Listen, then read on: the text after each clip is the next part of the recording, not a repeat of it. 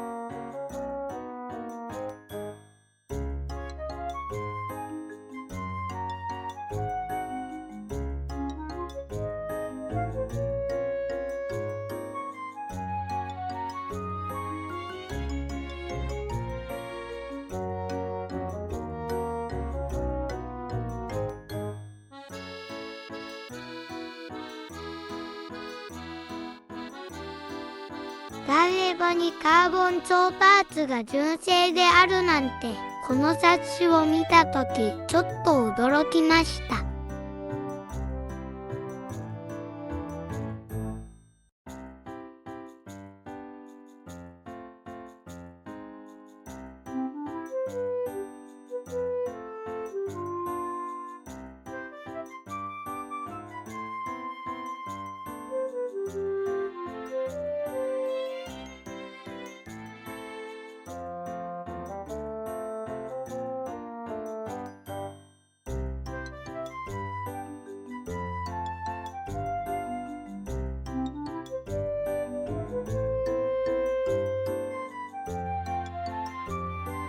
未だに当時の純正ナビをつけている方、入るのでしょうか。